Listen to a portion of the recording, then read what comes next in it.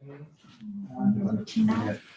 tarde a todos, bem-vindos a mais este painel desta conferência que se integra no 14º Congresso da ADFERCIT, e este painel tem especificamente o tema o transporte aéreo e as infraestruturas aeroportuárias no pós-Covid.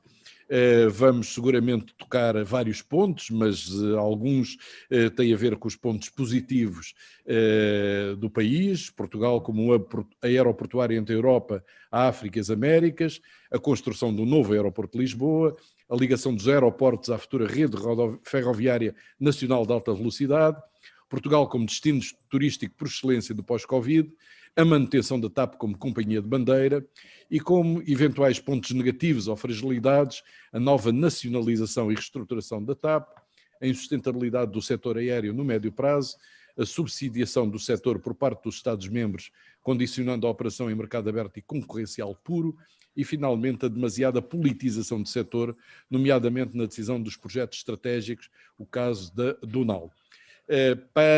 Como oradores neste painel temos a professora Rosário Macário, o professor Artur Ravara e o Dr. Bernardo Trindade, que suponho todos eles conhecidos de quem nos está a seguir e com uma larga experiência nestas áreas. E eu, obviamente, nem que fosse por outras razões, mas pelas razões certas, dou a palavra à professora Rosário Macário, precisamente para nos fazer, de algum modo, um quadro do que é que se está a passar com o transporte aéreo e com esta situação da pandemia que não só impede, a mobilidade das pessoas dentro dos seus países, ou as limita, como, pelo fator medo, está claramente a restringir também os movimentos entre países dos cidadãos e, nomeadamente, do setor turístico. Obrigada, Nicolau. Eu vou partilhar aqui assim os slides.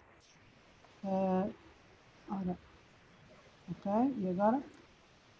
Agora estamos a ver. Muito bem. Ok, sim, senhora. Portanto, o que eu vou aqui apresentar muito brevemente é, de alguma forma, percebermos o que é que está a acontecer com o transporte aéreo neste período tão peculiar que estamos a viver da pandemia e que, de alguma forma, está a afetar todo o mundo, mas que tem uma particular incidência, obviamente, também no nosso caso e, portanto, na nossa situação do transporte aéreo.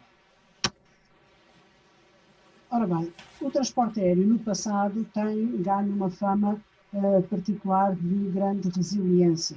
E aquilo que vocês veem neste gráfico é, de facto, a situação que se foi criando ao longo das várias crises, desde as crises do petróleo na década de 70, até a guerra do Iraque, a guerra do Golfo, a crise asiática, os ataques terroristas e por aí fora, até ao dia de hoje. E, de facto, o transporte aéreo foi sempre mantendo uma resiliência e a própria expectativa que existiu na última crise económica ainda manteve um crescimento do setor da ordem dos 5,9%. Portanto, o que revelou uma resiliência bastante notável. Esta era a projeção, este slide que estão a ver, era a projeção da Airbus, portanto, da indústria, que previa 10 anos de forte crescimento, portanto, isto antes do Covid. E também, ao nível das previsões, portanto, temos um histórico fortíssimo de associação e de correlação entre a evolução do produto interno bruto com o transporte aéreo, sendo que o próprio transporte aéreo sempre revelou uma maior amplitude na própria variação das tendências. Reparem, a linha vermelha é a linha do produto interno bruto e a linha azul é a linha escura, é a linha que projeta a variação das receitas ao longo dos anos de transporte aéreo, receita de passageiros quilómetros, para de mercadorias, portanto, de toneladas quilómetros. E, portanto, há, de facto, uma correlação forte entre o tráfego aéreo e o produto interno bruto por região. E temos um conjunto vastíssimo de estudos que, historicamente, confirma esse rácio de crescimento dos passageiros, em particular, em relação ao produto interno bruto, com o rácio de 1,5, que se vem confirmando ao longo de muitos anos e com amostras diversas, como podem ver neste gráfico. Temos estudos com conjuntos diferentes de países, mas onde temos uma tendência que se mantém e, portanto, um rácio que se veio a manter. Ora bem, relativamente à situação atual e, portanto, àquilo que o Covid nos vem trazer, começamos a sentir as primeiras mudanças, as primeiras alterações.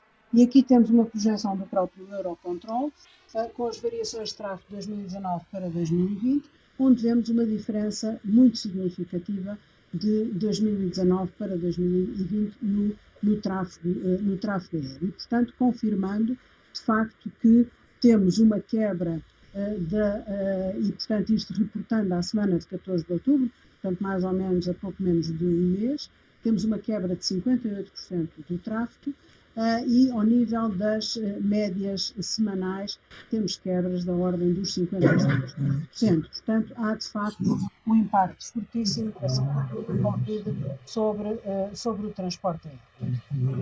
Ao nível dos operadores... Portanto, eu penso que podemos concluir, Sr. Professor, acho que podemos concluir que estas variações não têm nenhuma comparação com crises anteriores de recessões, ou seja, estas são muito mais fundas do que em crises anteriores.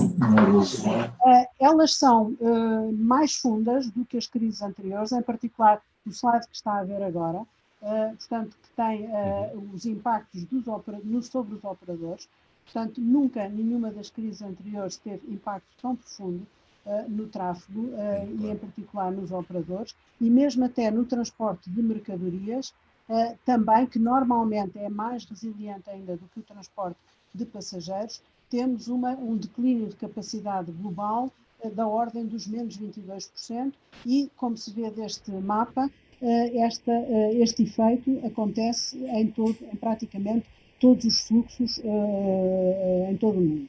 E, portanto, há, desde logo, um impacto muito mais profundo do que as crises anteriores. E essa é, sem dúvida, a primeira diferença a assinalar. Mas talvez não seja, ou digo mesmo, como irei demonstrar, não é essa a diferença mais grave que temos a assinalar. Nós temos aqui, assim, também, ao nível das expectativas económicas, temos ainda do nosso Banco de Portugal, temos projeção de expectativas positivas ainda no consumo privado para o ano de 2021-2022. Isto era a última projeção, é provável que a próxima já não seja tão otimista. E aqui temos exatamente o impacto dos movimentos no conjunto dos aeroportos e nacionais. E, portanto, as tabelas de cima são relativamente aos movimentos e as de baixo relativamente aos passageiros. E, portanto, reparem, estamos acima sempre dos 90%, 95% em quase todas as variações em quase todos os aeroportos. Portanto, nunca em nenhuma crise nós fomos tão afetados em termos de tráfego aéreo como neste caso. Não há, de facto, memória de um impacto tão grande sobre o transporte aéreo em Portugal como desta vez. E aqui, portanto, o que isto quer dizer é que com estas variações, pelo menos durante este período, quase que não houve movimentos nem de transporte nem de mercadorias. Exatamente. Nem de passageiros nem de mercadorias. Não é verdade. Mercadorias mantiveram o movimento, ainda com uma quebra significativa, mas a quebra profunda foi de facto ao nível dos passageiros. E repare, a indústria, de uma maneira geral, começa a fazer uma revisão das suas previsões em baixa e, portanto, com uma acentuada quebra. Aqui temos a previsão nos cenários do Eurocontrol com uma quebra da ordem de 54%, 56%, e, portanto, isto para as primeiras semanas ainda de outubro, mas, portanto, que se projeta e, portanto, já estão a projetá-las para o primeiro trimestre de 2021 e certamente que seguirá.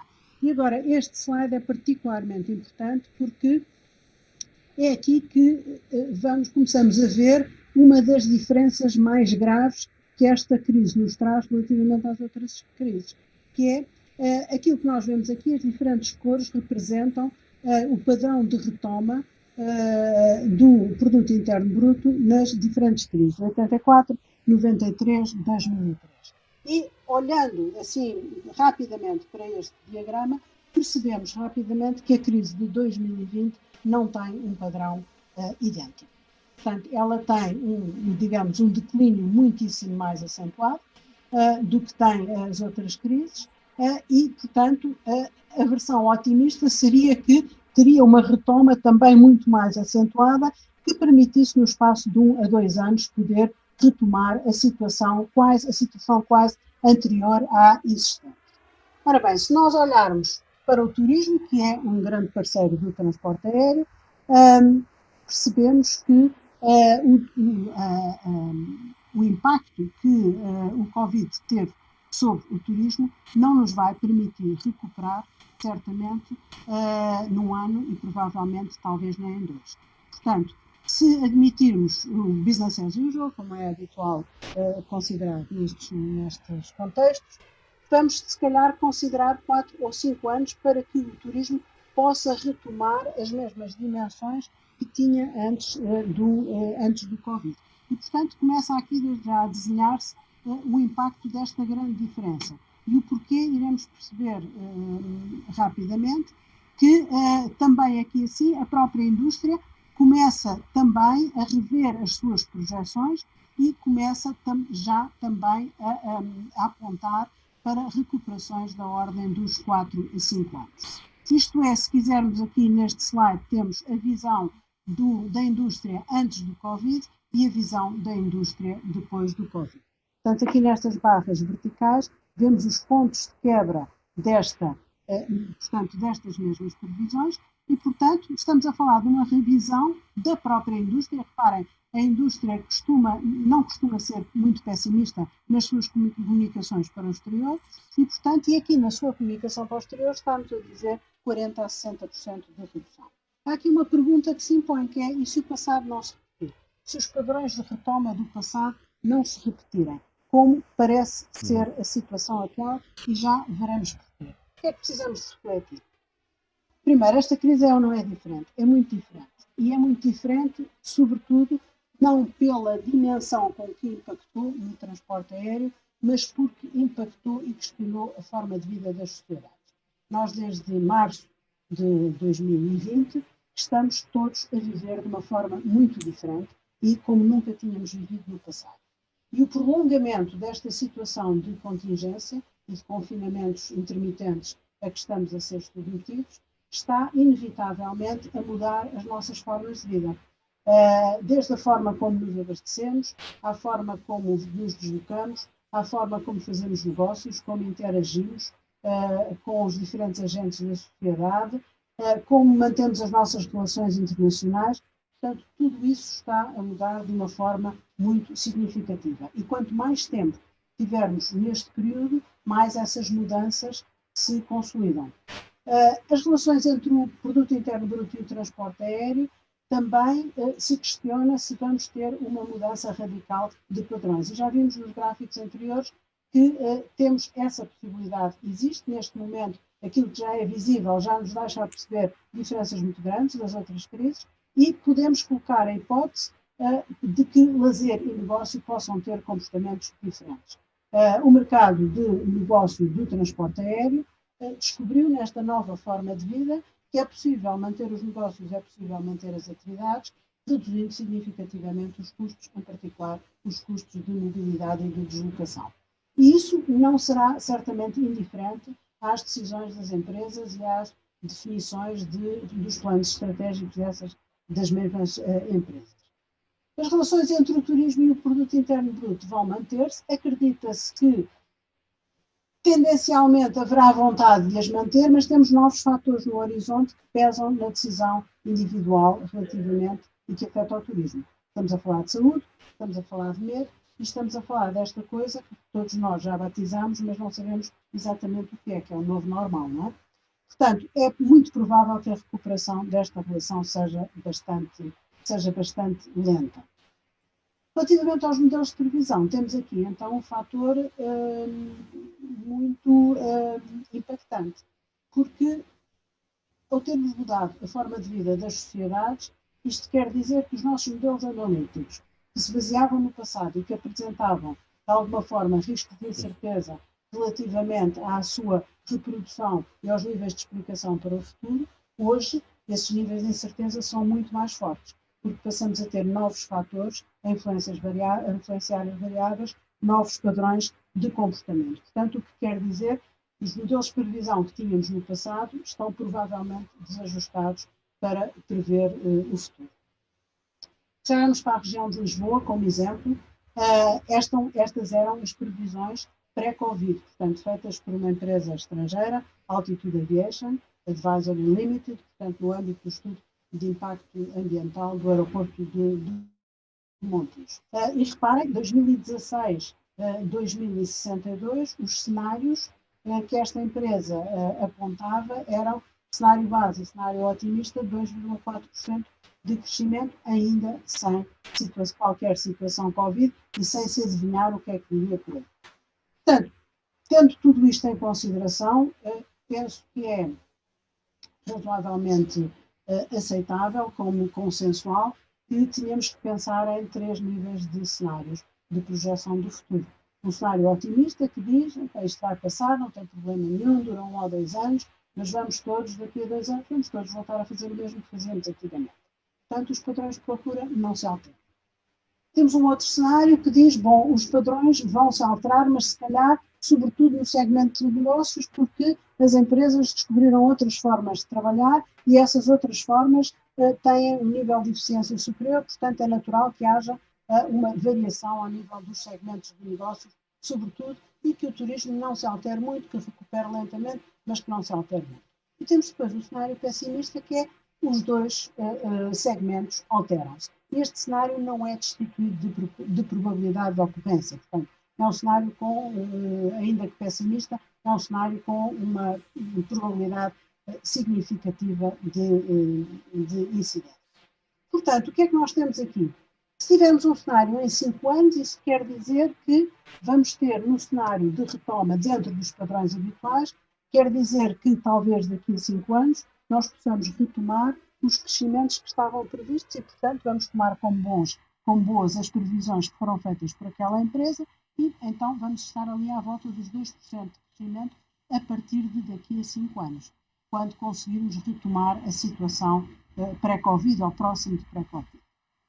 No cenário de quebra no segmento de negócios, obviamente que o impacto vai ser maior e vai-nos projetar para uma retoma mais longa, para um intervalo que provavelmente não será de 5 anos, será talvez de 8 anos.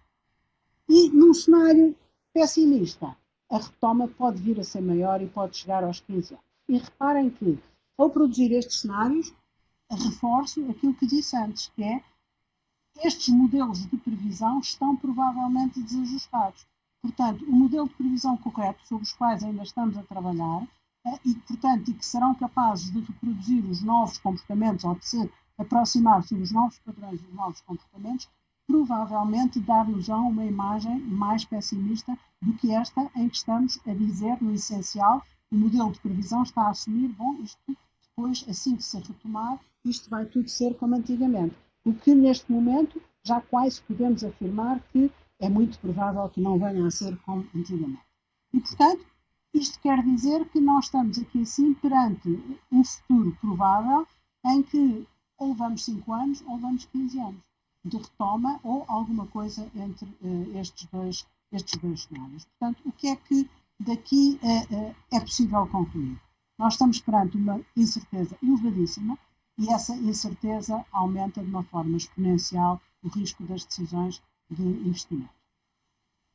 Esta incerteza obriga-nos, inevitavelmente, a realizar uma coisa para a qual temos, do ponto de vista nacional, tido pouca vocação no passado, que é realizar um plano estratégico de longo prazo para o sistema aeroportuário português. Não é para Lisboa, não é para o Porto, não é para Faro, é para o sistema aeroportuário português.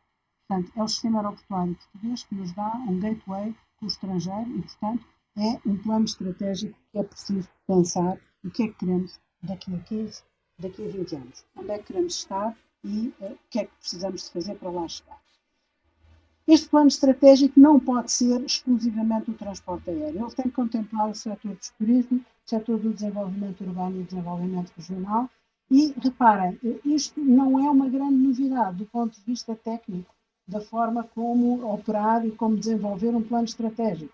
Há cerca de 30 anos, Manchester fez um programa que se chamava Manchester Connect.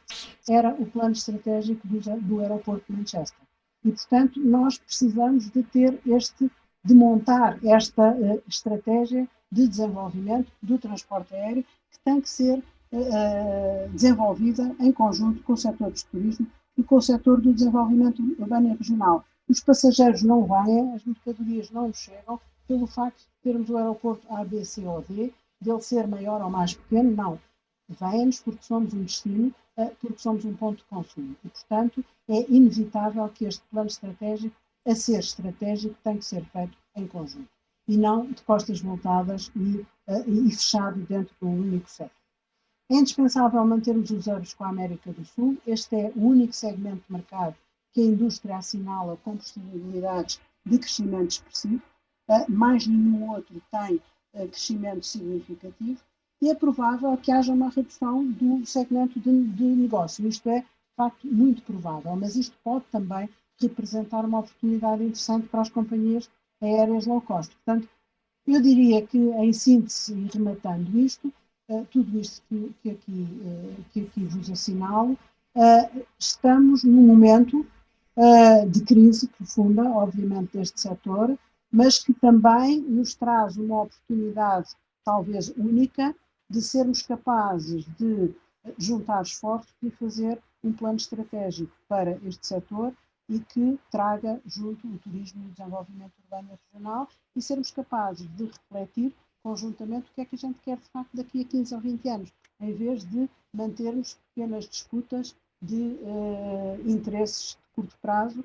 A crise é demasiadamente grande para não sermos capazes de olhar com profundidade para o futuro e pensarmos o que é que queremos.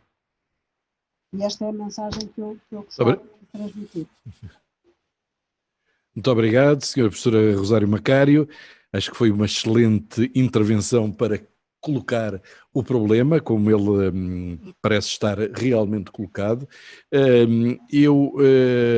Dada a ligação clara que fez, sobretudo nesta parte final, entre o transporte aéreo e o turismo,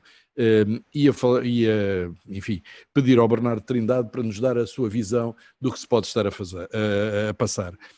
O Bernardo foi, como todas as pessoas sabem, secretário de Estado do Turismo, mas além disso integra, enfim, dirige um dos grupos turísticos mais importantes de Portugal, o Grupo Porto Bay, e seguramente ele sente, não só na carne, mas sente também, tem seguramente informações muito importantes sobre estas perspectivas que deu. E realmente quando aparecem agora, face a esta nova emergência ou esta segunda vaga do Covid, aparecem sucessivos dirigentes internacionais a tomarem medidas que confinam de novo os cidadãos e que lançam de novo o medo da propagação da doença, claramente isso há de ter um impacto enorme nos fluxos turísticos. Mas muito melhor que eu, o Bernardo seguramente nos pode elucidar qual é a sua visão a médio, ou curto, médio, longo prazo para o que se pode vir a passar no setor turístico e, por tabela, no setor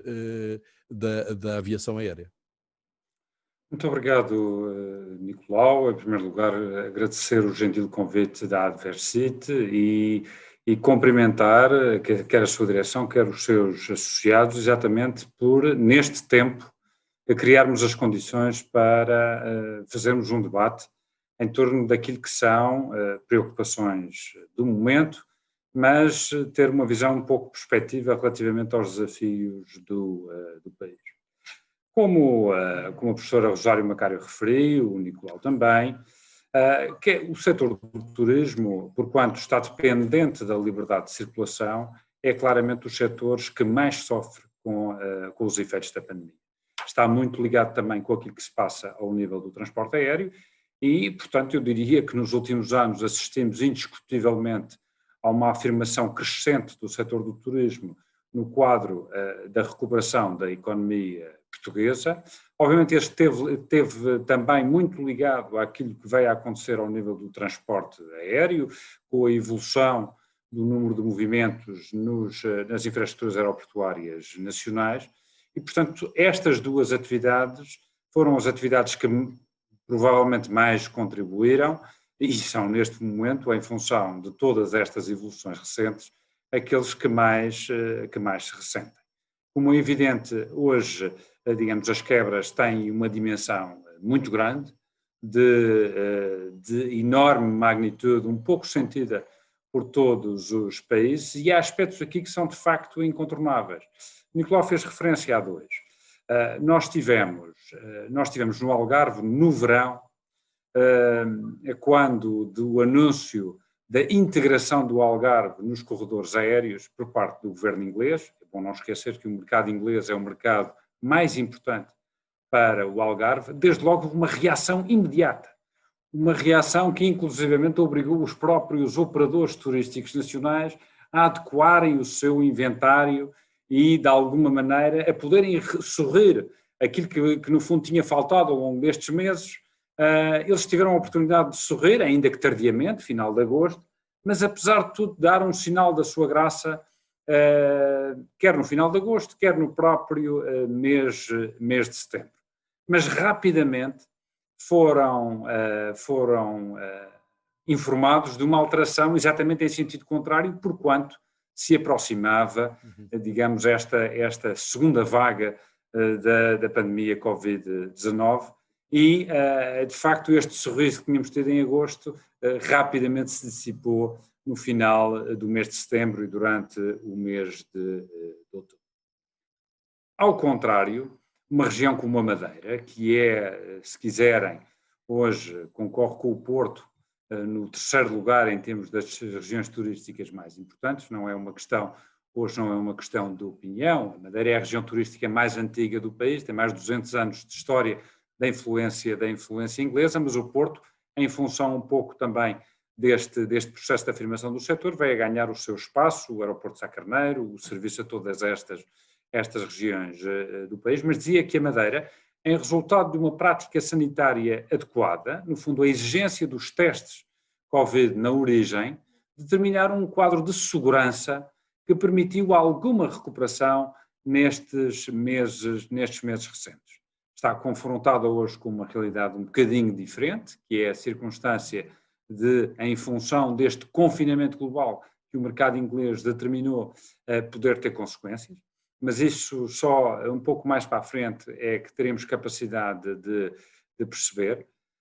Mas, no fundo, dizer-vos o seguinte: o turismo é indiscutivelmente uma atividade importante. Ele, basicamente, julgo que as diversas instituições consolidam esta ideia de que, direta e indiretamente, estaremos a falar seguramente de uma percentagem para o PIB superior a 10%, 8% do VAB, e este aspecto que para mim é mais importante, porque reflete bem essa importância. Nos últimos 4 anos, nós tivemos cerca de 400 mil novos registros na Segurança Social. Ora, mais de 100 mil vieram desta área do turismo, refletindo claramente aqui digamos, a nossa cadeia de valor teve uma incorporação importante. Para além de outros aspectos que são relevantes para esta discussão, que é, no fundo, perceber se há um conjunto de outros setores de atividade em Portugal que, em resultado do crescimento da atividade turística, puderam, no fundo, progredir. Estou aqui a pensar, é inevitável que eu pense nas unidades hoteleiras, e quando uma decisão de investimento numa unidade hoteleira acontece, pensar o que é que acontece, nomeadamente, com o setor têxtil, e nomeadamente com o fornecimento das cortinas, ou o fornecimento da cutelaria dos talheres, ou as torneiras, ou digamos, toda a área alimentar. E, portanto, há aqui claramente, em resultado de uma decisão de um empreendedor em investir nesta área do turismo, poder, no fundo, gerar a confiança noutros setores. Para além de outro aspecto que é sempre incontornável, que é o aspecto de ser, de facto, um instrumento poderoso de coesão económica e social. O que é facto é que, lembro-me bem, quando, noutra encarnação, em que o Nicolau aludiu da minha condição de servidor público, eu, quando cheguei, vindo da Madeira, cheguei à Horta Seca, basicamente era Lisboa, Algarve e a Madeira e um bocadinho o Porto. Hoje, de facto, é possível sentir, no quadro da nossa oferta hoteleira, investimentos de qualidade de norte a sul do país, passando pelas regiões autónomas. E isso é relevantíssimo também pela forma como progredimos. E, portanto, acho às vezes graça quando, mesmo ao nível deste novo plano do professor Costa e Silva, relativamente às opções do país, eu não tenho nada contra a dita reindustrialização, mas tenho bem a noção de que o contributo que caminhamos e fizemos nos últimos anos e aquilo que podemos, no fundo, progredir e juntar outras atividades. E, portanto, muitas vezes, quando em Lisboa e no Porto, em ambiente urbano, se discute a questão do turismo a mais, eu não sei o que é turismo a mais, agora sei bem e estou a sentir o que é turismo a menos. E, portanto, ter a noção destes impactos e do que temos a progredir sobre isto. E, portanto, eu diria o seguinte... Bernardo, deixe-me perguntar-lhe uma coisa, e que tem a ver agora com o seu papel como empresário. Nos últimos anos, em todo o país, foram criadas novas unidades hoteleiras. Os últimos números que eu me apercebi para Lisboa pressupunham mais, suponho que 80 hotéis para os próximos 5 anos, qualquer coisa desse género. A minha pergunta é, para um empresário que está habituado a investir para expandir o seu negócio, neste momento o tempo é claramente de esperar para ver, não é? Indiscutivelmente, e sobretudo por isto. Eu acho que nós somos partidários daquele princípio muito caro. Nicolau, está a ouvir-me? Pronto, eu a certa altura perdi aqui a imagem. Estou a ouvir. Eu gosto muito daquele princípio de que mercado sempre que possível, Estado sempre que necessário. E nós estamos, de facto, a viver um momento diferente, onde o alinhamento para que não desistamos, e não desistamos no curto prazo, nomeadamente com encerramento de estabelecimentos, ou no médio e longo prazo, numa perspectiva de investimento, há, de facto, aqui aspectos que se relacionam com a própria exploração que devem, no fundo, ser observados com muita atenção. E, respondendo à sua pergunta do parar para ver, do ponto de vista do crescimento, do investir hoje, como é evidente, é possível que resultem muitas oportunidades. É natural que resultem muitas oportunidades, sobretudo por este aspecto. Houve, de facto, muito investimento, mas houve também muito investimento que na sua estrutura de financiamento, na sua estrutura de capitais, ele foi muito alavancado também pelo entusiasmo de recuperação a que o sistema financeiro não foi indiferente. E, portanto, é natural que, em função do momento que estamos a viver, nomeadamente com o encerramento de unidades hoteleiras, possamos assistir, a breve prazo, a passagem de propriedade de um lado para o outro.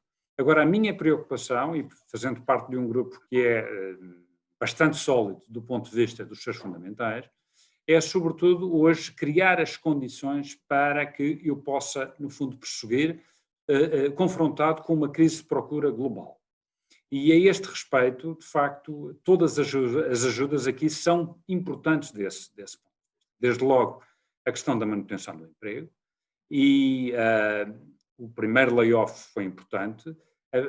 O segundo momento é um momento em que se perspectivou uma recuperação que efetivamente não veio a acontecer, e este novo plano extraordinário de retoma, em que no limite, e quando me posiciono aqui em Lisboa e no Porto, onde as quebras são seguramente superiores a 75% quando comparadas com o período homólogo, isto vai determinar de facto uma solidariedade da Segurança Social em sede da assunção das responsabilidades de emprego, muito importante, e que nos permite, apesar de tudo, no fundo, continuar a existir. Porque o professor Rosário Macário fez referência a isso, as quebras ao nível do negócio do transporte aéreo, que tem implicações ao nível da procura de alojamento, porquanto no destino estas quebras sentem-se. Agora, para que possamos, no fundo, manter hotéis abertos, para que possamos, no fundo, poder responder ainda a uma procura que é tímida, é essencial que estes instrumentos, no fundo, continuem a existir. Para quê? Para que eu não desista, para que o setor possa, apesar de tudo, ter algumas respostas. O que é interessante deste ponto de vista em termos de médio e longo prazo? As previsões têm vindo a ser sempre revistas, infelizmente nos últimos tempos em baixa, mas é possível, apesar de tudo, situar 2024, 2025 como anos em que aquilo que atingimos em 2019 possa efetivamente acontecer. Ora, para que isto aconteça, para que a gente possa, no fundo, poder responder a esta procura, no domínio das infraestruturas temos que ser, obviamente, afirmativos. E aqui, Nicolau, eu lanço este desafio que se calhar pode ser um mote interessante para o professor Artur Ravara também se pronunciar. E diz respeito a isto. Quando o Estado português assinou um contrato de concessão com o atual concessionário dos aeroportos, tínhamos o valor de 22 milhões de passageiros para que o processo do novo aeroporto fosse desencadeado. Ora, esse número foi atingido em 2016. Em 2019 tivemos 30 milhões de passageiros. Isto representou, nomeadamente, este facto, é que, digamos, o nosso aeroporto de Lisboa teve que dispensar, por incapacidade de resposta, o equivalente a 2 milhões de passageiros. A pergunta que eu faço é se o país está em condições de poder fazer esta dispensa. Agora, o que estamos a viver é um momento diferente.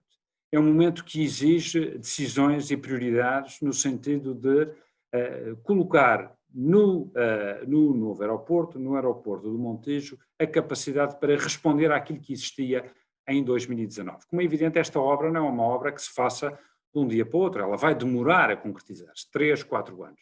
Pode haver, apesar de tudo, aqui alguma coincidência de dados e factos e de momentos que permitam, apesar de tudo, preparar o país, preparar a cidade, e há um aspecto aqui que é muito importante. Nós, quando falamos do aeroporto de Lisboa, temos que ter a noção de que estamos a servir Lisboa, mas estamos a servir o país todo.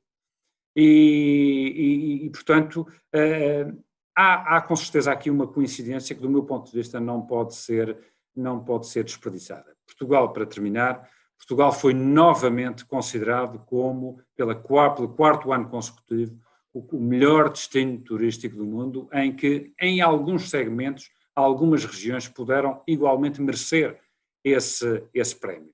Obviamente que este estado, esta avaliação, não se perde de um dia para o outro. Nós estamos a viver uma crise global que é sentida por todo um conjunto de destinos. Agora, mais à frente, é possível, no fundo, pensar em algum futuro. Ora, esse futuro nesta área do turismo não se faz sem infraestruturas aeroportuárias adequadas. Muito obrigado, Bernardo. Já ficou o desafio para o professor Artur Ravara. A professora Rosário Macário também tinha salientado a necessidade de um plano estratégico para o sistema aeroportuário português e agora com algum tempo para o pensar, em vez de fazer coisas sob pressão, como referiu o Bernardo, com a explosão de passageiros que tivemos nos últimos anos em Portugal e que levaram a que cerca de 2 milhões, também como ele referiu, de passageiros tivessem sido recusados por falta de capacidade do aeroporto de Lisboa. E, portanto, a pergunta para o professor Artur Ravara é, obviamente, o que é que nós devemos fazer neste momento relativamente às nossas infraestruturas aeroportuárias. Sabe-se que, bom, o contrato com a Vinci é por 50 anos, portanto não acaba amanhã, vai se manter durante esse período. Sabe-se que o governo decidiu construir o novo aeroporto no Montijo e, enfim, as afirmações políticas têm sucedido no sentido que o aeroporto do Montijo é para avançar.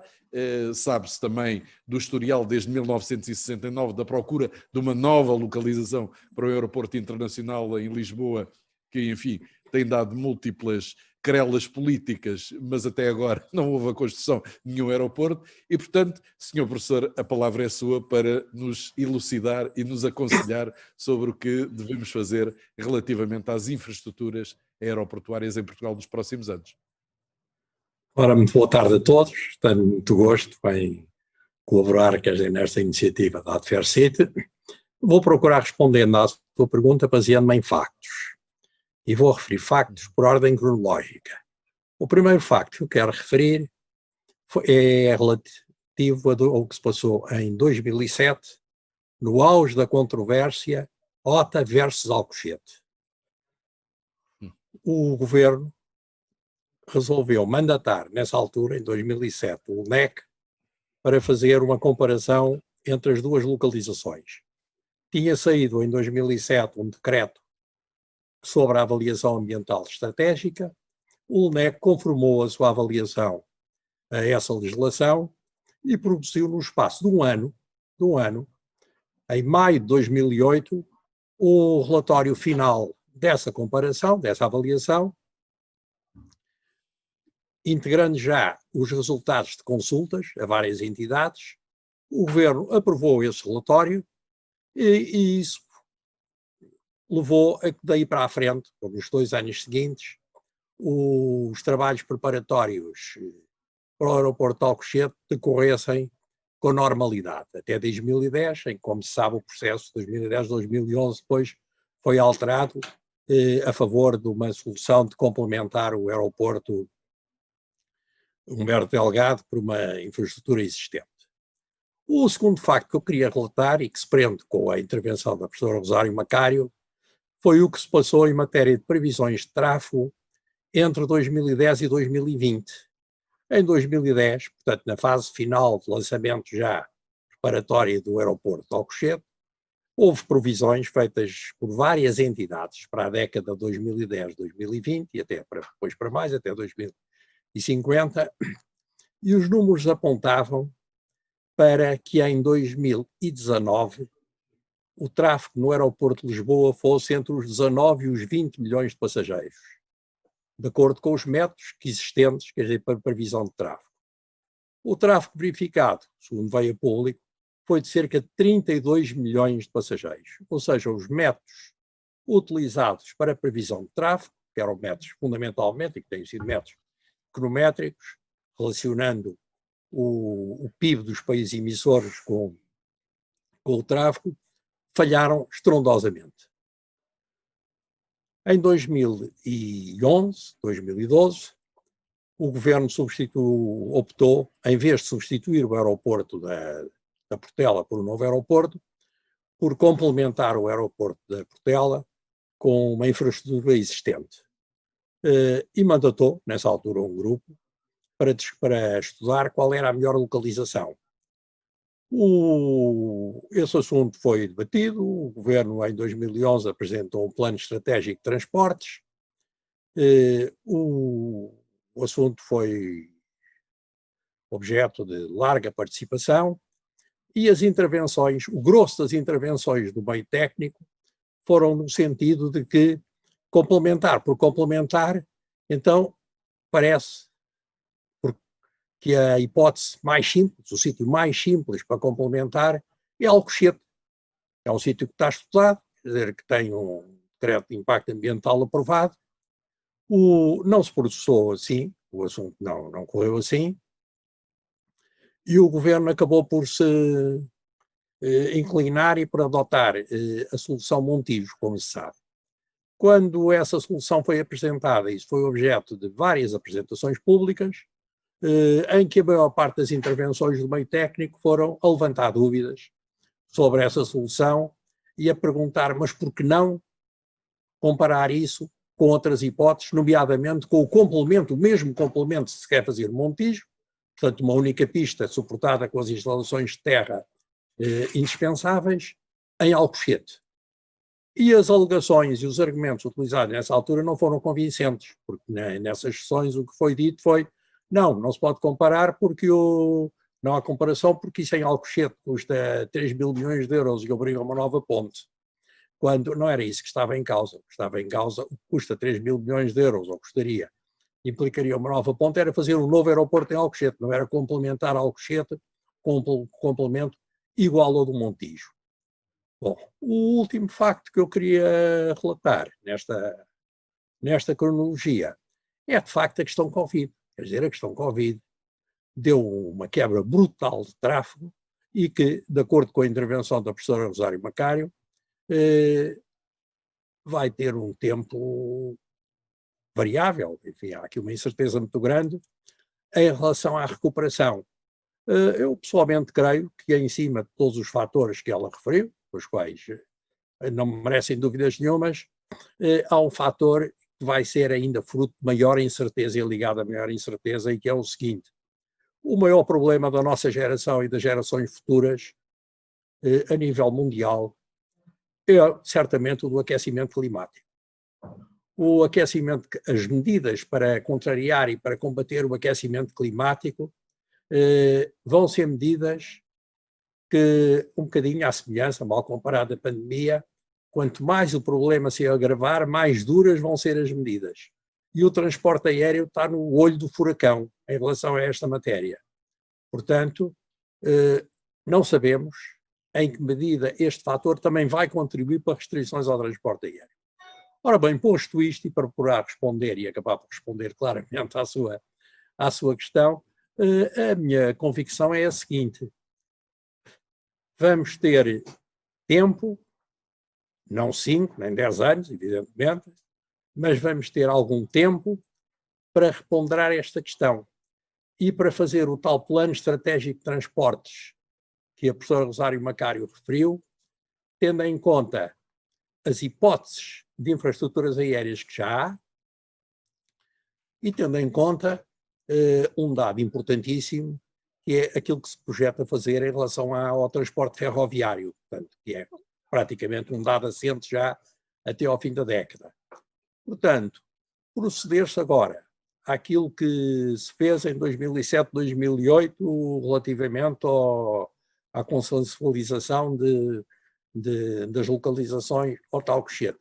Fazer-se isso agora para as várias hipóteses, com vários cenários possíveis, parece-me que seria, digamos assim, a solução mais lógica, procurando-se, quer dizer, evidentemente, soluções que dessem a maior flexibilidade possível em relação à incerteza de tráfegos.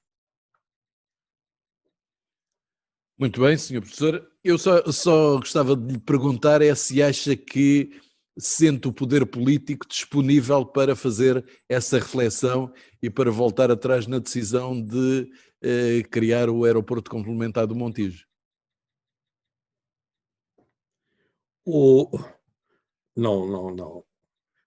Não sei responder taxativamente, mas vou-lhe referir um facto, quer dizer, que tem a ver com isto, e poderá...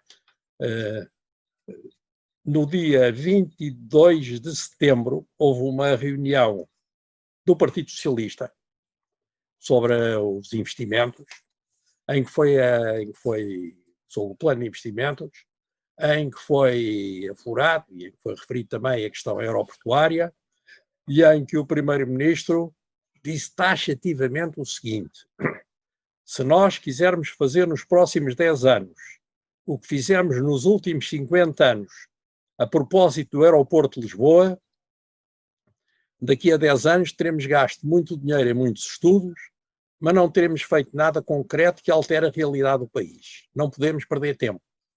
Eu diria com isto, quer dizer, que a intenção do governo é clara, ou foi manifestada de forma clara. No entanto, há aqui um dado completamente novo, quer dizer, é que objetivamente a premência de andar com esta solução para a frente, quer dizer, e termos em 1 ou 2 anos um complemento adequado para o aeroporto de Lisboa, esbateu-se devido à pandemia.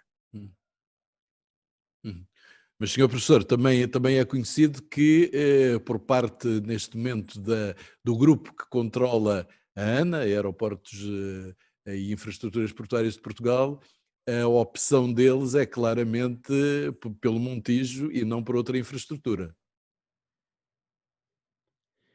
Bom, parece-me claro que a opção governamental, portanto, certamente em consonância, quer dizer, com a Vinci, é pelo aeroporto de Montijo, mas a dúvida que me assiste e que assiste ao meio técnico é o porquê. Porquê é que não é muito mais fácil, muito mais rápido e muito mais barato fazer exatamente o mesmo complemento, repito, uma única pista para já, com as infraestruturas, as instalações de terra indispensáveis para suportar, em Alcochete, com uma vantagem enorme, é que devido à incerteza de como é que vai evoluir o tráfego no futuro, seria certamente uma solução muitíssimo mais flexível, porque permitiria aumentar, quer dizer, e ampliar, caso isso viesse a ser necessário, a capacidade aeroportuária. Bernardo, enfim, tem havido por parte de cadeias hoteleiras, aquelas que estão instaladas em Lisboa, obviamente, tem-se batido por o aeroporto continuar a estar na cidade de Lisboa, não é? O aeroporto Humberto Delgado, porque facilita a chegada de turistas e de outros viajantes. O que é que lhe parece relativamente a essa infraestrutura? Deve-se repensar um modelo de Montijo? Não? Que pensa? Nicolau, eu aqui volto um pouco àquilo que comecei por referir, e é sobretudo isto: está o país em condições de dispensar aquilo que dispensou em sede de slots recusados e de passageiros não recebidos?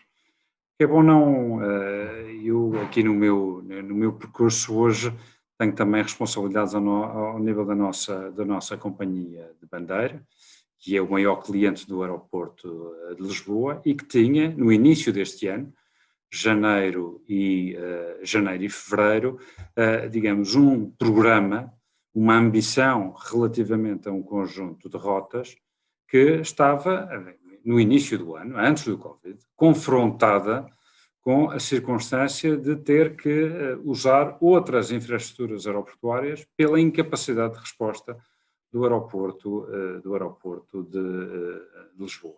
E, portanto, este é claramente aqui um tema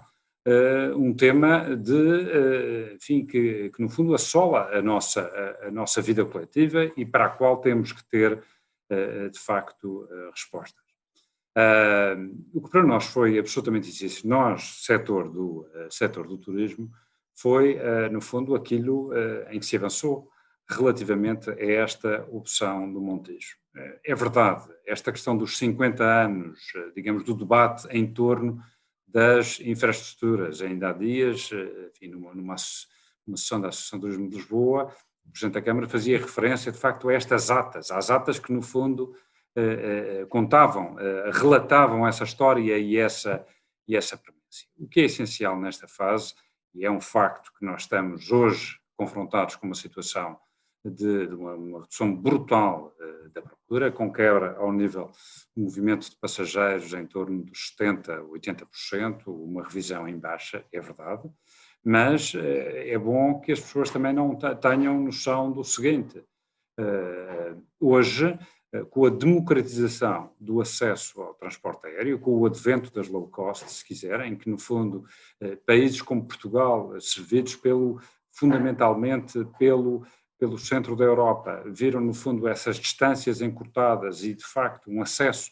muito fácil a esta opção de transporte. Isto teve consequências e terá consequências no futuro. Eu acho que Portugal fez um caminho muito bonito em torno da sua afirmação. São as instituições internacionais que permeiam Portugal, não é Portugal que está a fazer esta autoavaliação e, portanto, mais tarde ou mais cedo vamos nos reencontrar nesse objetivo. E o ponto é, no fundo, temos condições ou não de responder afirmativamente a esta procura.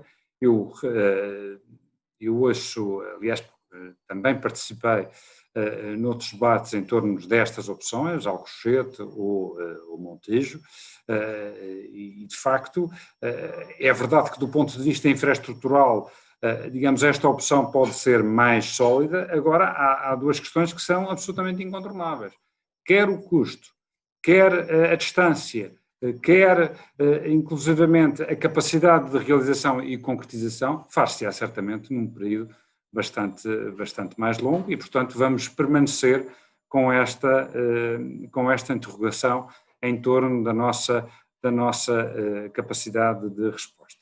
Eu acho que a decisão está tomada, o modelo de financiamento está arremetido está remetido para o concessionário. As questões logísticas estão neste momento a ser trabalhadas. Há um aspecto que é relevante do meu ponto de vista, que é a interação, não só a interação técnica, mas a interação do setor do turismo neste objetivo, que de alguma forma se enquadra com as palavras da professora Rosário relativamente a este plano estratégico, poder, no fundo, contemplar todas estas realidades. Agora, a premência é obviamente grande. É verdade que estamos hoje confrontados com uma situação nova, mas, quer dizer, também, ainda que a recuperação seja gradual, mas há uma premência de infraestruturas que é absolutamente necessária e penso que, enfim, quem tem esta responsabilidade de ser empreendedor e de acreditar no país e perceber de facto o que fizemos até o presente momento, acha que não podemos perder mais tempo.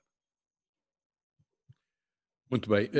Só para ter uma ideia, está a decorrer também um inquérito de opinião junto de quem nos está a ver relativamente aos pontos positivos e potencialidades e aos pontos negativos e fragilidades relativamente à questão das nossas infraestruturas aeroportuárias e, de longe, aquilo que é considerado como um dos nossos pontos positivos e uma das maiores potencialidades, com 47% dos inquiridos a votarem, é Portugal um hub aeroportuário entre a Europa e a África e as Américas.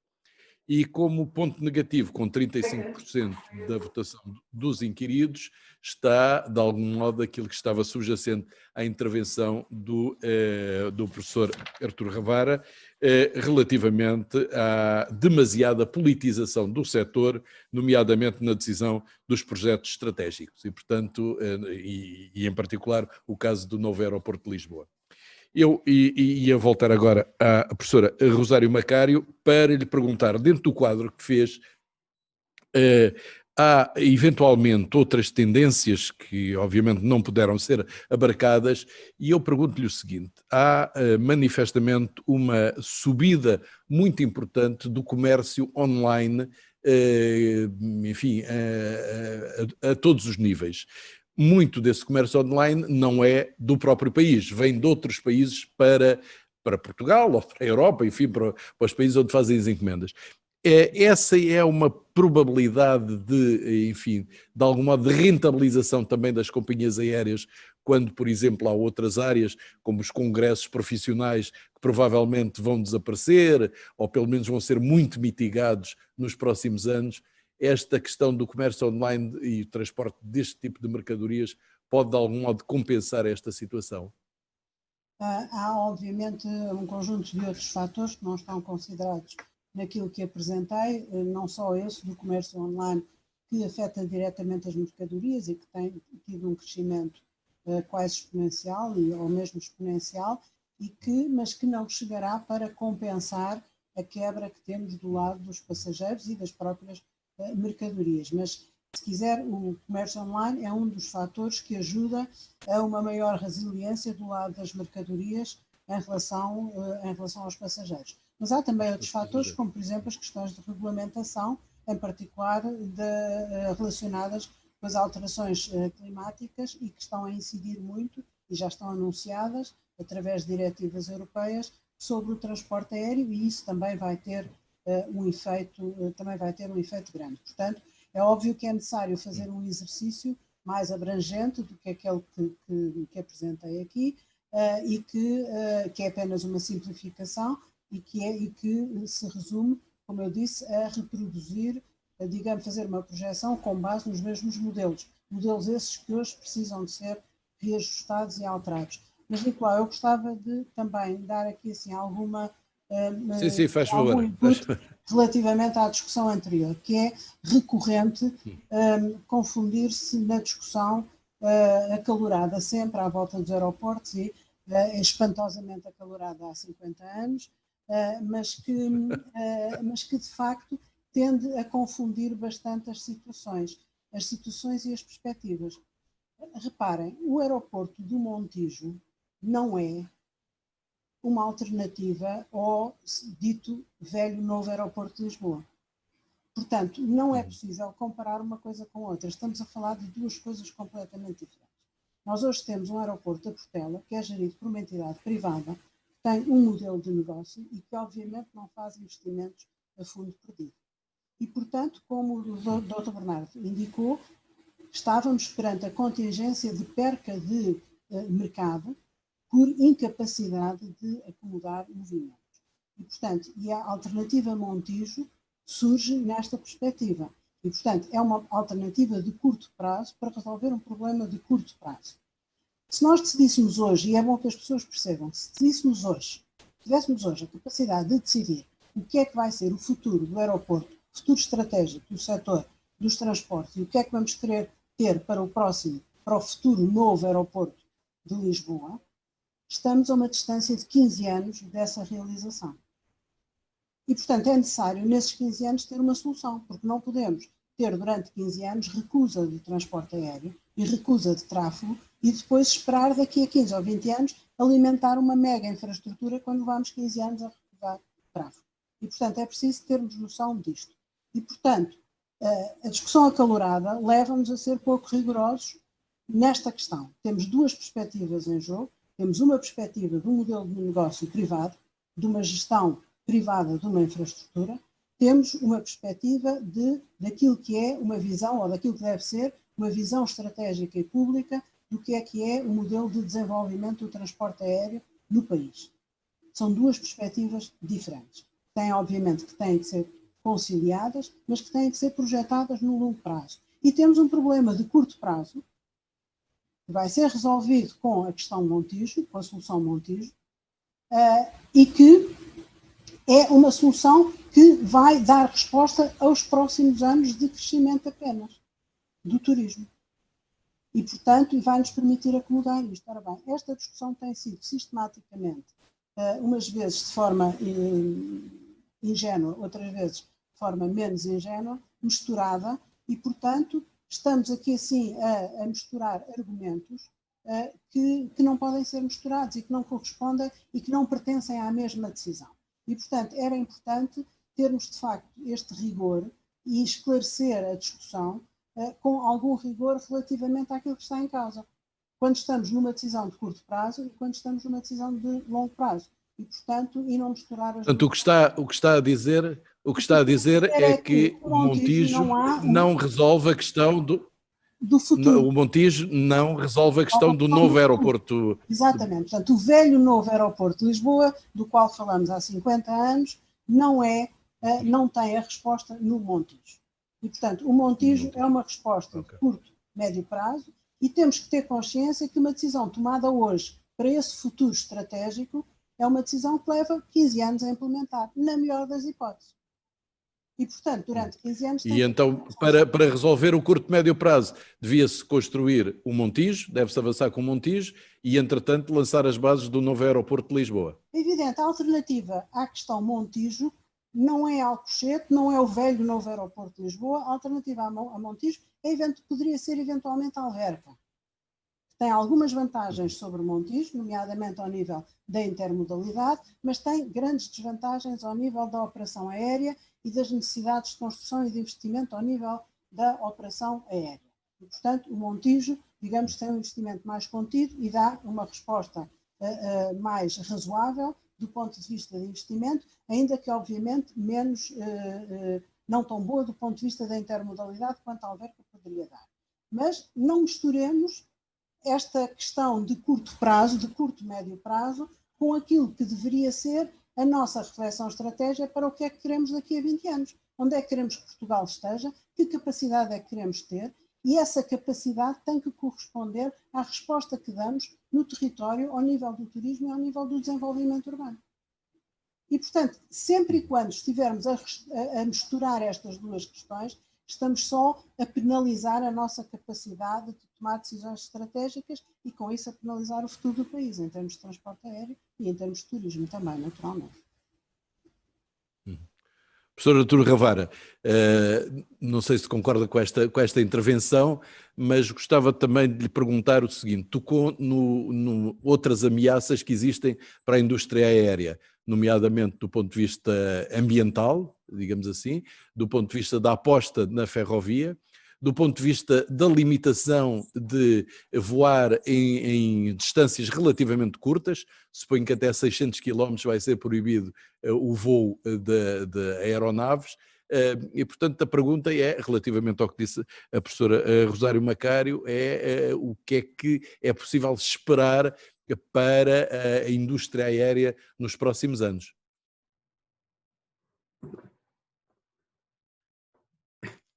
Bom, eu estou convencido que há prós e contras, digamos assim, em relação ao desenvolvimento da indústria aérea. Portanto, é um facto insufismável, como aliás referiu o Dr. Bernardo Trindade, que a aspiração das pessoas, em geral, em todo o mundo, é viajar, é não ficar no seu sítio, quer dizer, é conhecer outros países, portanto, por variedíssimas razões. Agora, que isso poderá sofrer restrições por causa da questão que eu referi, também me parece óbvio. Qual é, digamos assim, nos pratos da balança, quer dizer, o peso de uma coisa e outra? Não lhe sei dizer, nem julgo que alguém saiba, se alguém saiba dizer. Em relação à última intervenção da professora Rosário Macário, com a qual eu estou substancialmente de acordo, eu, quero dizer, a ênfase da minha intervenção era que se aproveite este um ano, ou coisa que valha, não mais do que isso, 1 ano a 2 anos, para se fazer, para se encarregar ou para se mandatar uma entidade idónea que seja capaz de fazer o tal plano estratégico, comparando nomeadamente as várias hipóteses, as várias soluções em presença. Bem. Bernardo, está confortável com esta proposta do professor Arturo Ravara?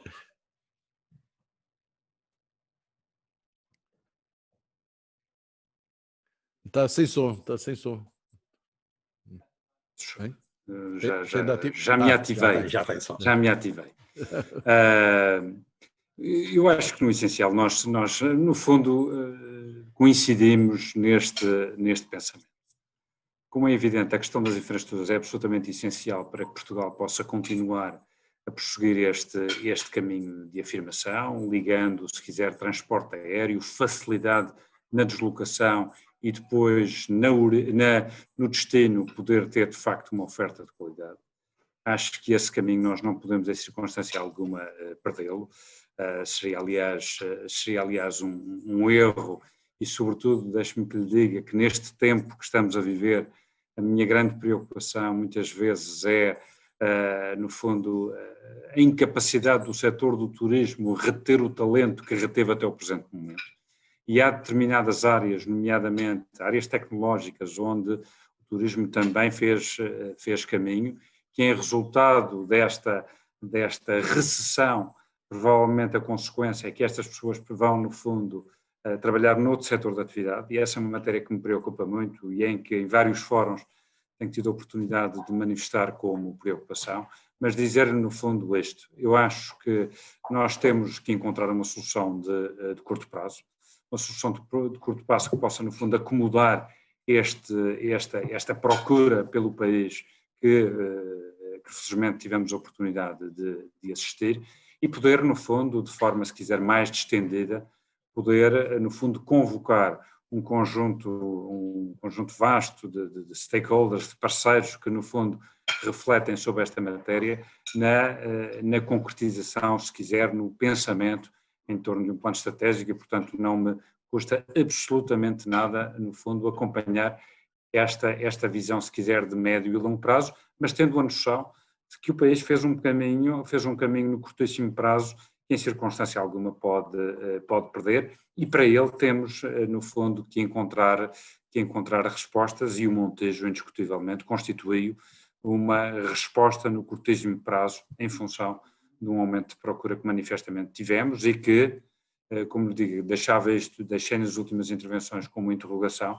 Agora afirmo indiscutivelmente, nós não podemos perder esta dinâmica, sobretudo porque não nos esqueçamos do seguinte: quando nós dizemos que o turismo é uma exportação cá dentro, que tem a enorme vantagem que o IVA do alojamento, que o IVA da garrafa de vinho, que é consumida por um não residente que nos visita, é uma vantagem indiscutível, não podemos, em circunstância alguma, perder. Bernardo, diga-me uma coisa, acha que o transporte de pessoas para Portugal, de turistas, em vez do transporte aéreo, em vez ou pelo menos complementarmente ao transporte aéreo, podem aumentar muito, por exemplo, por via ferroviária ou por via marítima? Ou não é isso? Hoje isso é incontornável. Mais de 90% das pessoas que visitam Portugal fazem por via aérea. E sobretudo porquê? Porque em alternativa as respostas não são boas.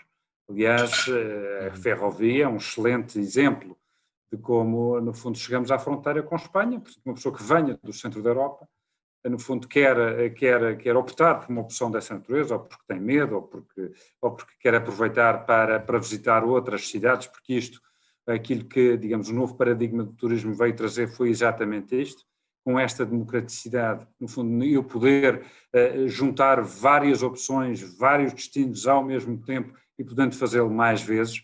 Agora, no caso português, manifestamente isso não acontece na via ferroviária, porquanto a oferta é, de facto, manifestamente insípida, e o bom exemplo é, no fundo, a atual ligação de Lisboa-Madrid por via ferroviária, que hoje, quando nós temos como alternativa de fazê-lo ou pela nossa companhia de bandeira ou por outras ofertas adicionais de companhias aéreas, se faz em menos de uma hora, a alternativa por via ferroviária é manifestamente negativa. As opções por via marítima estão a fazer o seu caminho, ou seja, Lisboa cresceu muito ao nível do turismo de cruzeiros, este é um outro debate, ao nível do turismo de cruzeiros, e o grande debate é saber se este turista, no fundo, a pegada que deixa na cidade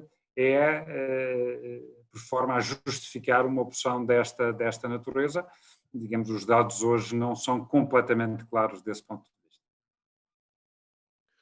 Bernardo, mas agora há uma outra questão, suponho que é aquela que é incontornável, é a TAP, depois da saída dos seus investidores privados e do Estado ter tomado uma posição esmagadoramente maioritária, vai entrar num plano de reestruturação.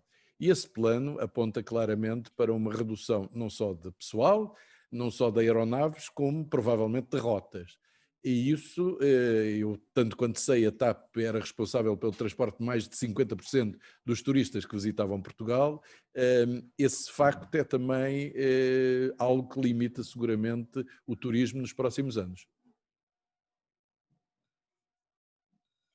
Sim, indiscutivelmente, quer dizer, por razões óbvias, não vou entrar aqui em pormenores relativamente à evolução do processo de estruturação, nem é relevante para este nosso debate. Agora, como é evidente, em função desta crise de procura global, todas as companhias aéreas estão, de facto, a sofrer processos de reestruturação muito grandes. Com esta nuance que é importante, que é o facto de, neste momento, o futuro que nós queremos construir para a nossa companhia de bandeira não depende exclusivamente de nós, porquanto tem que ter, no fundo, a validação da Direção-Geral de Concorrência, que, no fundo, aferirá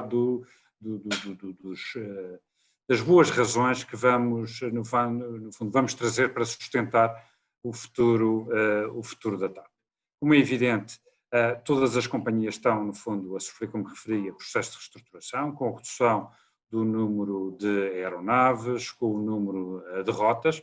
Agora, atenção, isto também pode resultar num conjunto de oportunidades relevantíssimas. Como é evidente, a TAP tem que manter, e aliás uma das conclusões que a professora Rosário trazia era exatamente esta, no fundo, esta consolidação do hub na sua relação do centro da Europa com as Américas e vice-versa.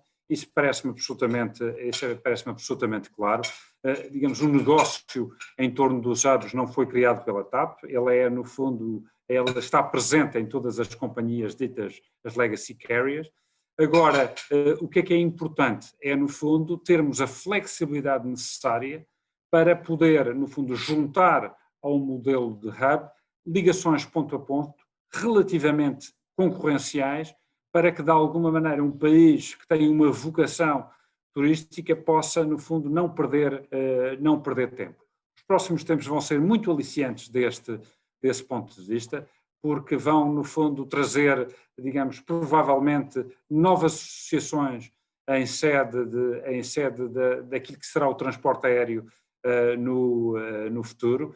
As próprias aeronaves vão ter na sua exploração modelos provavelmente mais sustentáveis, em que, digamos, a questão das emissões é relevante, a questão, inclusivamente, dos próprios modelos de consumo vão ser também interessantes, vão ser interessantes acompanhar, e, portanto, eu diria que, com certeza, que o transporte aéreo vai sofrer fortissimamente com este novo modelo de exploração. Agora, também quero acreditar que novas oportunidades poderão surgir, nomeadamente para uma companhia aérea de bandeira como Portugal, que tem uma relação histórica e uma relação absolutamente prioritária para países e para territórios como a África, a América do Sul e, nos últimos anos, com a América do Norte, nomeadamente com os Estados Unidos da América.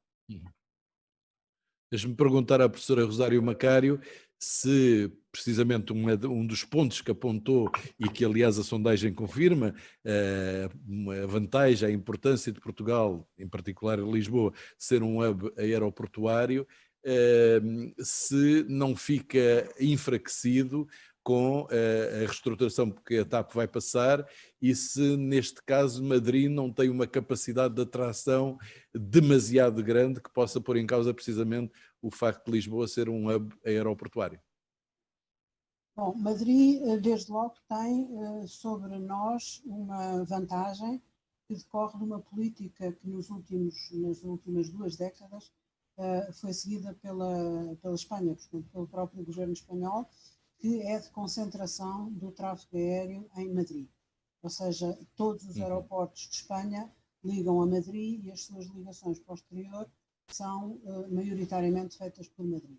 Portanto, isto dá a Madrid uma massa crítica que se reflete em inúmeras vantagens, desde os preços do transporte aéreo a partir de Madrid até à própria atração de companhias aéreas devido a essa massa de mercado. E, portanto, há aí essa vantagem que nos deve, pelo menos, deixar em alerta, portanto, de que todas as nossas ações que possam contribuir para aumentar a massa crítica de Madrid são-nos naturalmente prejudiciais, porque Madrid neste momento já tem uma conectividade que está cerca de 3 a 4 vezes superior à de Lisboa e, portanto, isso traz vantagens de mercado muito consideráveis.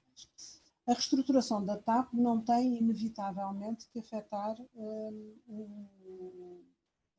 a nossa posição de hub com a América do Sul. Tudo depende da estratégia que for adotada nessa mesma reestruturação.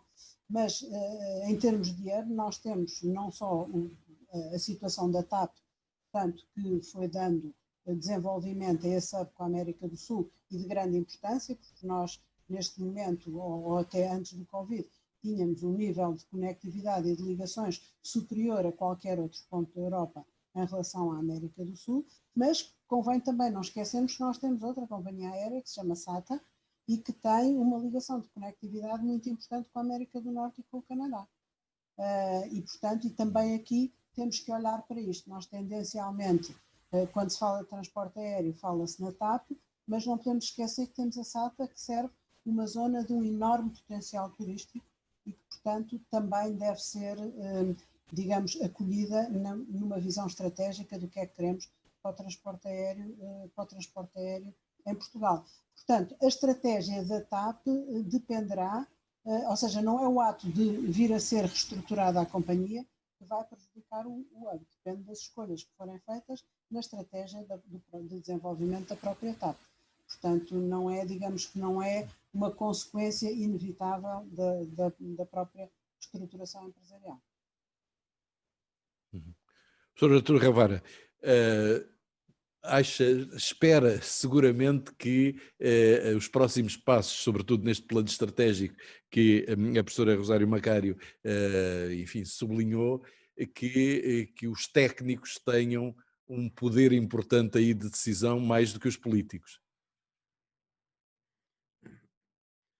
Seria extremamente desejável, quer dizer, que aquilo que eu defendo, enfim, e que referi, da avaliação, de fazer uma avaliação ambiental estratégica, é uma tarefa eminente técnica. É uma tarefa de apoio à decisão que depois tem que ser política. Portanto, sem dúvida nenhuma, quer dizer que seria o que dar mais força e para o processo de decisão informal melhor, com uma decisão eminentemente técnica, só tinha vantagens. Pensa que nos últimos anos e nos últimos largos anos, 10, 20 anos, os centros de inteligência estratégicos do Estado têm vindo a perder poder junto do poder político, no aconselhamento das decisões? Não julgo, tenho a certeza, quer dizer, daqueles que eu conheço, ligados, portanto, à engenharia, em geral, têm vindo a perder muitíssimo poder dentro do Estado, e isso reflete-se em muitíssimos aspectos que vão muito para além desta questão aeroportuária, mas em relação a tudo o que é negociação de grandes contratos públicos, em que é exigido uma intervenção técnica, ou de engenharia, ou de economia, ou de juristas, potente por parte do Estado, e tem-se verificado em geral, quer dizer, uma degradação e um esvaziamento de serviços que faz com que o Estado, em muitas dessas negociações contratuais, esteja numa posição deficiente relativamente aos interlocutores que enfrenta. Portanto, do seu ponto de vista, o Estado neste momento tem déficit de pensamento estratégico próprio? Sem dúvida. Muito Tem bem. havido umas referências... Bom, eu penso... Não, eu ia Diga, só diga. dizer que tem havido várias referências, há uns anos a esta parte, exatamente para contrariar isso, de criar centros de excelência no Estado. E em particular, tanto quanto sei, foram criados centros de excelência na área jurídica. Mas isso não chega, porque levanta imensas dificuldades a implementação desses centros de excelência e desde logo a condição e a comparação entre as pessoas que estão nesses centros e depois as pessoas da função pública em tarefas similares, e portanto isso devia ser muito mais reforçado e muito mais ampliado. A professora Rosário Macário também me pareceu concordar com a opinião de que o Estado tem déficit de pensamento estratégico próprio. Sem dúvida. Sem dúvida, esse é digamos, um handicap que já nos é, infelizmente, antigo. Não só no setor dos transportes, mas essa é uma característica que é urgente contrariarmos do nosso ADN, é a falta de pensamento estratégico. E, portanto, consequentemente, as decisões são tomadas de uma forma muito reativa e ao serem tomadas dessa forma, acabam por criar situações de irreversibilidade e, portanto, com consequências, naturalmente.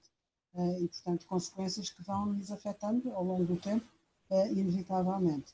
E essa, sem dúvida, digamos, é uma competência que precisamos urgentemente de adquirir, contrariando aquilo que tem vindo a ser a nossa tendência natural há muitos, muitos anos, que é a ausência de pensamento estratégico.